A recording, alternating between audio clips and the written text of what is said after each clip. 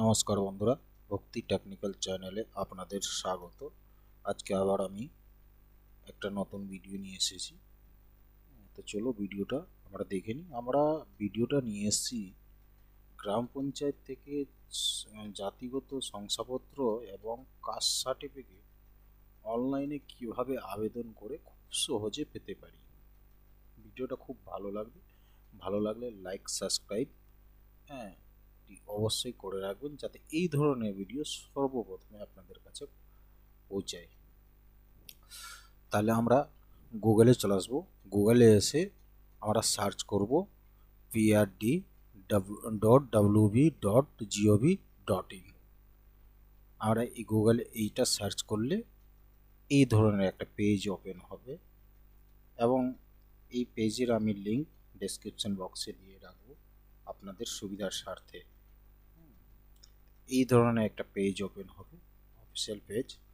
তাহলে আমরা এই অনলাইন জিপি সার্টিফিকেটে ক্লিক করে নেব। অনলাইন জিপি সার্টিফিকেটে ক্লিক করলে আবার এই ধরনের একটা পেজে রিডাইরেক্ট করা হবে। এটাকে স্ক্রল করে উপরে করে দেওয়ার পরে এখানে টিক মার্ক করে এই মোবাইল নাম্বার ভেরিফিকেশান করা। তাহলে এখানে একটা মোবাইল নাম্বার এন্ট্রি করতে হবে। তাহলে দেখেন আমি মোবাইল নাম্বারটা দিয়ে আমি অ্যাকাউন্টটা লগ ইন করে নিয়েছি। ঠিক আছে, আমি এই অ্যাকাউন্টটা লগ ইন করে নিয়েছি। তাহলে এই জায়গায় কি সেম এই ধরনের পেজ ওপেন হবে। এখানে সর্বপ্রথমে আমাদেরকে সিলেক্ট করে নিতে হবে ডিস্ট্রিক্ট সিলেক্ট করার পরে ব্লক, তারপরে গ্রাম পঞ্চায়েত, তারপরে এই যে এখানে সংসদ নাম্বার লিখেছে।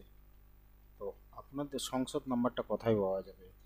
সংসদ নাম্বারটা আপনাদের মেম্বারের কাছে পাবে, বা আপনাদের মেম্বারকে জিজ্ঞাসা করলে বলে দেবে সংসদ নাম্বারটা কি। যেমন আমার আমার সংসদ নাম্বার আমি ঠিক ক্লিক করে নিয়েছি।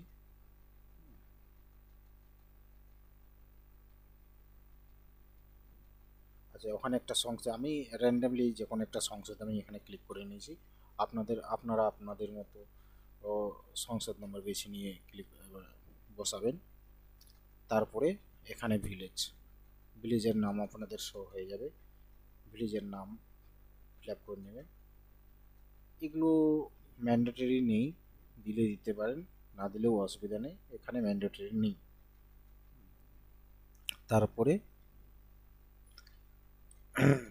অ্যাপ্লিকেশনের ডিটেলস, যিনি অ্যাপ্লিকেশন করছেন উনি মিস্টার না মিসেস যেটা হবে সেটা ঠিক মতো বসিয়ে দেবে।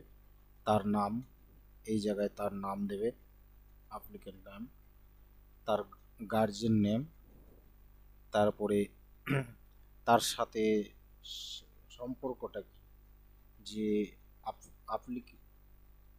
অ্যাপ্লাই করছে তার গার্জিয়ান নেম দিলে এখানে তার সাথে সম্পর্ক কি সেটা বসিয়ে দিতে হবে। হাজব্যান্ড হলে হাজব্যান্ড, ফাদার হলে ফাদার। তারপরে তার অ্যাড্রেস, ভিলেজের নাম, পোস্ট অফিস, পুলিশ স্টেশন, এখানে পিন নাম্বার, এখানে তার ডেট অফ বার্থ। এগুলো সম্পূর্ণ ফিল আপ হয়ে গেলে এখানে বাই ডিফল্ট রেসিডেন্স সার্টিফিকেট, এখানে বাই ডিফল্ট এটা সিলেক্ট থাকবে। যদি শুধু এটাই প্রয়োজন হয় তাহলে এগুলো আর সিলেক্ট করার প্রয়োজন নেই। এই জায়গায় ওখানে ক্লিক হয়ে আছে এই জায়গায়। তারপরে এখানে ডকুমেন্টস আপলোড এখানে সব ধরনের Aadhaar card, passport, driving licence, voter card, ration card, আপনার যেটা ডকুমেন্টস আছে সেটা সিলেক্ট করে নেবে। বেশিরভাগ মানুষ আধার কার্ড দিয়ে বেশ খুব ভালো হয়। আধার কার্ড সিলেক্ট করলে এখানে আধার কার্ড নাম্বার দিতে হবে। তারপরে এই আধার কার্ডের ছবি এই জায়গায় আপলোড করতে হবে 2 MBর মধ্যে, পিডিএফ, জেপিজি বা জেপিইজি ফরম্যাটে 2 MBর মধ্যে এটাকে এখানে আপলোড করতে হবে আধার কার্ডটা। তারপর সেকেন্ড ডকুমেন্ট যদি ভোটার কার্ড দাও, এই জায়গায় ভোটার কার্ডের নাম্বার, সেম ওই ভোটার কার্ডের ছবি তুলে 2 MBর মধ্যে এখানে আপলোড দিতে হবে। এটা হয়ে গেল রেসিডেন্ট সার্টিফিকেটের জন্য। এই ধরনের আপনি যদি বলেন যে না আমি এখানে ওবিসি সার্টিফিকেট বা কাস্ট সার্টিফিকেট, ও কারো ওবিসি হয়, এসসি হয়, যেটা কাস্ট সার্টিফিকেট অ্যাপ্লাই করব, তার জায়গায় এই জায়গায় ক্লিক করে দিলে, কাস্ট সার্টিফিকেটে ক্লিক করলে তখন একটা নতুন অপশানস খুলে এলো। হ্যাঁ, রিজন মানে এখানে সিলেক্ট করলে হিন্দু না মুসলিম না অন্যান্য আর কিছু খ্রিস্টান, এর নিজের ধর্ম সিলেক্ট করে নিতে হবে। তারপর এখানে কাস্ট কি ক্যাটাগরি পড়ছে, ওবিসি পড়ছে না এসটি পড়ছে না এসসি পড়ছে, ধরো ওবিসি সিলেক্ট করলাম। তারপরে এখানে সাবকাস্ট ওবিসিতে যেভাবে গোয়ালাগোপ, এটা আমি গোয়ালাগোপ, যার যেমন যেটা পড়বে সেটা সিলেক্ট করে নিতে হবে। হ্যাঁ, ব্যাস এইটুকুটা সিলেক্ট করে নিয়ে বাকি এইগুলো ডকুমেন্টস দেওয়া হয়ে এলো।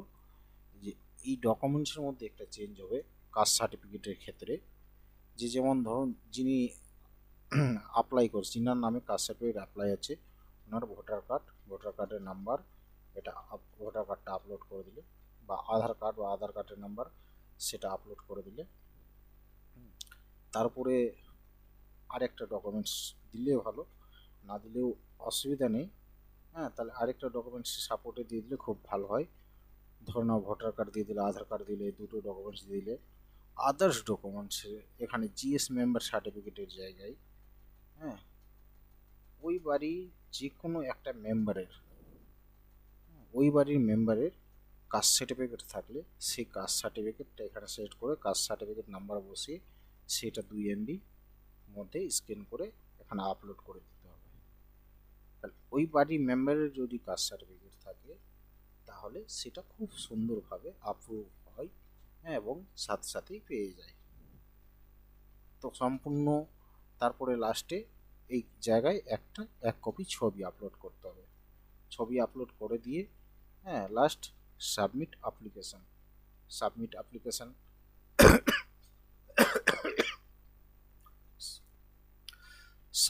অ্যাপ্লিকেশনে ক্লিক করে দিলে, হ্যাঁ, সেটা সাবমিট হয়ে যাবে। সাবমিট হয়ে যাওয়ার পরে, হ্যাঁ, ধরো আজকে সাবমিট করেছো, একদিন পরে, বেশিরভাগ একদিন পরেই সেটা ভেরিফাই করে দিয়ে অ্যাপ্রুভ করে দেয়, বা অ্যাপ্রুভের থাকলে অ্যাপ্রুভ করে দেয়। যদি কোনো ভুল থাকে তাহলে রিজেক্টও হতে পারে, না হওয়ার কিছুই নেই। তো ধন্যবাদ বন্ধুরা, থ্যাংক ইউ।